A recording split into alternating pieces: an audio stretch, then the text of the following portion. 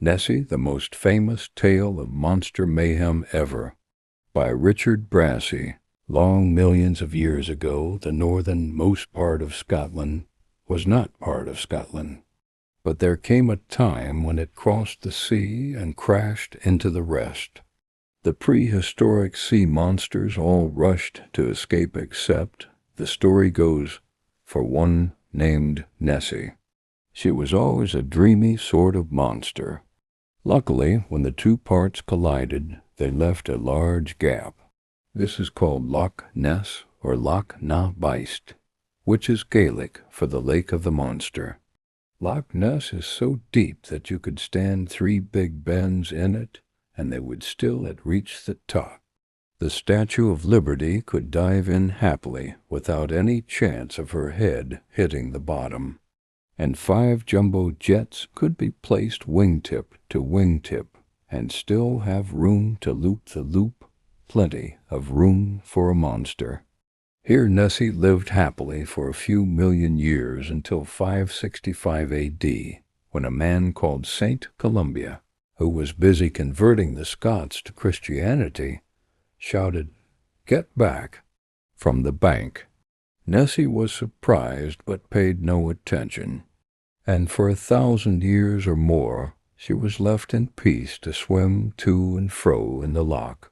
Occasionally she would also stroll amongst the hills. The monks of St. Benedict's Abbey kept a careful record of sightings. The beautiful Urquhart Castle was built beside the loch, but the people who lived there were far too busy fighting off attackers to have any time for monsters. Eventually they left, and the castle fell into ruins. But then in 1933 disaster struck. A road was built along the edge of the loch. The noise was frightful, what with crashing and banging and rocks splashing into the water all day long. After that came the traffic, bumper to bumper. What was the monster to do? Everywhere Nessie went there were people. She tried to keep out of their way, but one day, while sneaking over the road for a wee wander in the heather, she was spotted by Mr. and Mrs. George Spicer from London, England. And that was the end of Nessie's peaceful time. Newspapers all over the world were full of the story.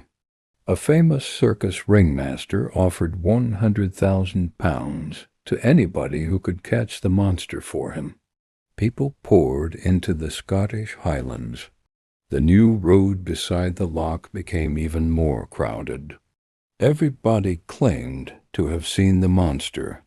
Some of them said it had like a sheep.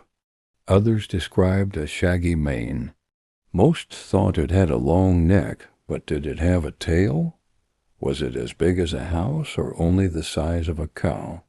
A few brave souls came within hair's breadth of catching it. One of the newspapers sent a big game hunter to track Nessie. The hunter thought it would be more fun to make his own monster, tracks with a stuffed hippo leg, which he used as an umbrella stand. Everybody was fooled.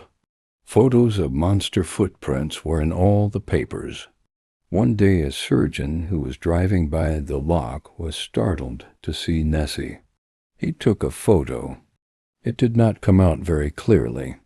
Perhaps his hands were shaking at the time, but it is still the best photo of Nessie that anyone has yet taken. Whether the surgeon's hands were still shaking when he later removed an appendix in Inverness is not known. Everyone wanted to find out how Nessie came to be in Loch Ness and why she looked different to each person who saw her. Some people said that she came and went through mysterious tunnels connecting Loch Ness to the sea. They said there were other monsters, too. They couldn't explain why the water in the loch didn't run away through the tunnels. Other people said that Nessie was simply the proud mother of a whole family of wee monsters. Though who the father was they did not care to say. One day 2 boys out fishing noticed 3 very queer little creatures swimming behind their boat. They told the monks of St. Benedict's, who knew at once what they had really seen: baby monsters. A great expedition was organized. 20 men watched the mutts for a whole month, and one of them actually filmed the monster. The film was rushed to London and shown to some famous zoologists. The zoologists pretended to know what Nessie was, though they hadn't a clue. The film was never seen again. People are still trying to find Nessie. The man who searched on a hang glider was afraid the noise of an aeroplane might scare Nessie off. One man went fishing for her by night. His boat was found empty the next morning. He had vanished. Another man was nearly drowned as he tried to take a photo when Nessie came up under his canoe. Still another dived in a mini-submarine, taking photographs underwater. Some people would like to drain the lock so they can search the bottom. Others devise complicated traps which never seem to work. A group of scientists tried boats fitted with sonar, which is what bats use to find insects. And there's one man who has searched up and down the loch for 30 years or more. He did once get a glimpse of Nessie, but nobody has ever got close enough to Nessie to capture her.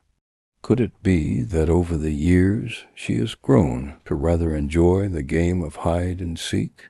If you enjoyed this book, make sure to like and subscribe, and make sure to stay tuned for another story.